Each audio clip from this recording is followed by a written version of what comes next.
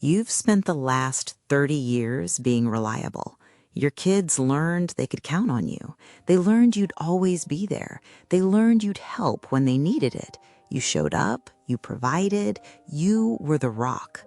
But somewhere along the way, gratitude got replaced with entitlement. Your help became expected instead of appreciated. Your sacrifice became your job instead of your gift. And now, even though they're adults, they're still coming to you, still expecting you to bail them out, still treating your help like it's your obligation. But here's what happens when you keep saying yes to ungrateful adult kids. You teach them that they can treat you however they want and you'll still come through. You reward their ingratitude and you destroy your own life in the process. In the next few minutes, I'm going to walk you through why setting boundaries with ungrateful adult kids is necessary, what happens when you don't, and how to actually do it without destroying the relationship. The first thing to understand is that you're no longer responsible for your adult children. This is hard for a lot of fathers to accept because you spent 2 decades being responsible for them. You made their needs a priority. That was your job. You were essential. But they're adults now. They're responsible for themselves, and trying to keep being responsible for them is actually a disservice to both of you. It's a disservice to them because they don't learn to be independent. They become dependent on you. They stop developing the skills they need to handle their own lives. It's a disservice to you because you don't get to have your own life. You're still functioning as if they're children who need you. The second thing to understand is that ungrateful kids often become more ungrateful the more you help. It's counterintuitive, but it's true. The more you give, the more they expect. The more you bail them out, the more they take it for granted. The more you sacrifice, the less they appreciate it. Because they get used to it, they start believing they deserve it. They stop seeing it as a gift and start seeing it as an obligation you owe them. The third thing to understand is that boundaries aren't rejection.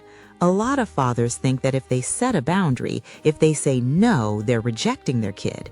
But that's not what's happening. You can love your kid and still not help them. You can care about them deeply and still not bail them out financially.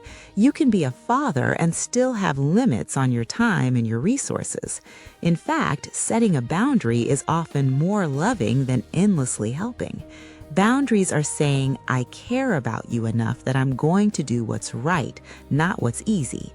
I care about you enough that I'm going to let you experience the consequences of your own choices. I care about you enough to model healthy boundaries. Without boundaries, you're just enabling. You're teaching them that they can treat you however they want and you'll still come through. You're robbing them of the chance to grow and be independent. The fourth thing to understand is that people respect boundaries way more than they respect unlimited giving. Your kid might be mad when you say no. They might complain. They might be frustrated. They might even pull away temporarily. But underneath all that, they'll respect you more for having standards. And respect is built on consistency. It's built on having values and standing by them. The father who helps endlessly and has no boundaries, his kid might use him, but they don't respect him. On some level, they know he's not respecting himself. But the father who has boundaries, that's a man who knows his value. That's a man who understands that his time and resources matter. That's a man worth respecting. The fifth thing to understand is that setting a boundary is actually simpler than you think. You don't need to have a big dramatic conversation. You don't need to explain yourself extensively. You don't need to justify why. You just say, I'm not able to help with that, or I've decided that's not something I'm going to do moving forward, or simply, I can't do that. That's it. No long justification, no guilt, no apology. A lot of men over-explain because they think they have to make their kids understand why they're saying no, but that's not your job. Your job is to have a boundary and keep it. If they ask why, you can tell them, but you don't have to. Sometimes the boundary is the only message that needs to be sent. Here's what happens when you don't set boundaries with ungrateful kids. You end up bankrolling their life. You end up helping them repeatedly with the same problems. You end up sacrificing your own peace, your own finances, your own well-being. And they end up not learning. They end up not growing. They end up dependent on you. And the relationship becomes transactional. They see you as a resource, not as a person, not as their father, just as someone who provides money or help. Here's what happens when you do set boundaries. Initially, there's conflict. They're upset. They might try to manipulate you into changing your mind. They might guilt trip you. They might withdraw. But then something shifts. They start figuring things out themselves. They start taking responsibility. They start growing up. And the relationship becomes real. It becomes based on genuine connection instead of what you can do for them. The hardest part of setting boundaries is managing your own guilt.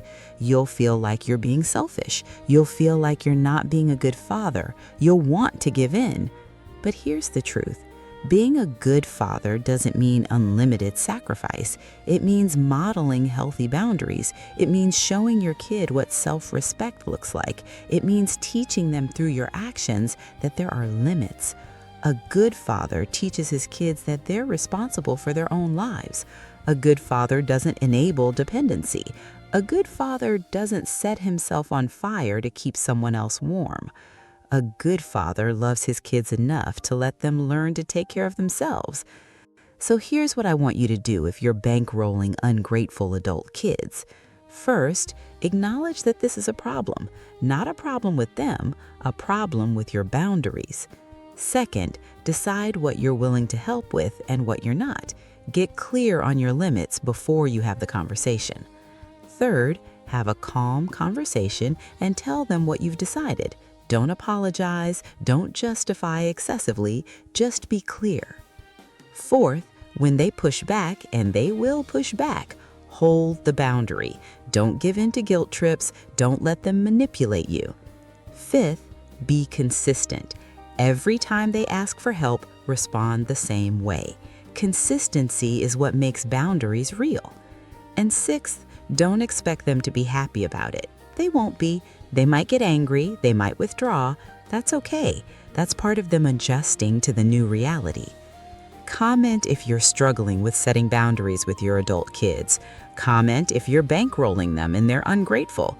Comment if you're trying to figure out how to say no.